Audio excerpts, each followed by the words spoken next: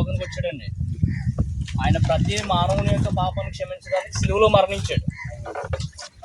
ఏమంటే పాపం లేని వ్యక్తి అంటే ఎవరు లేరు ఈ లోకంలో. ప్రతి ఒక్క వ్యక్తి కూడా పాపి అని దైవ గ్రంథం చెప్తుంది. అయితే మానవుడు పాపంలోనే మరి జీవించి మరణించినట్లయితే దేవుని రాజ్యానికి వెళ్ళలేడు. కాబట్టి మనం దేవుని రాజ్యాన్ని చేర్చడం కోసం దేవాది దేవుడని యేసుక్రీస్తు వారు నరవతారికి లోకంలోనికి వచ్చాడు, సిలువలో మరణించాడు. యేసు రక్తం మనం ప్రతి పాపం నుంచి విడిపించి పవిత్రులుగా చేస్తుంది. మనం ఏ ప్రయాసం చేయక్కర్లేదండి. కేవలం మన హృదయంలో ఆయన విశ్వసించి, దేవా నా పాపాలు క్షమించడానికి సిలువలో మరణించావని మీ హృదయంలో తీర్మానం చేసుకుని ప్రార్థన చేసినట్లయితే ఏమండి ఆయన మనకి రక్షణ అనేది ఇస్తాడండి. మనం మారు మనసు పొందాలి, రక్షణ పొందాలండి. రక్షణ పొందకుండా ఈ లోకాన్ని విడిచిపెట్టినట్లయితే నరకానికి వెళ్ళిపోయే ప్రమాదం ఉంది.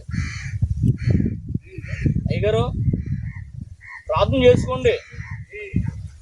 ఏదైనా మీ దగ్గరలో ఉన్న మందిరానికి వెళ్ళండి, రక్షణ తీసుకోండి. రక్షణ తీసుకోకుండా మరణించినట్లయితే నరకానికి పోయే ప్రమాదం ఉంది.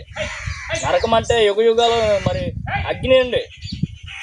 ఆ అగ్నిలోకి మనం వెళ్ళకూడదని దేవుడి లోకానికి వచ్చాడు నరవతారిగా.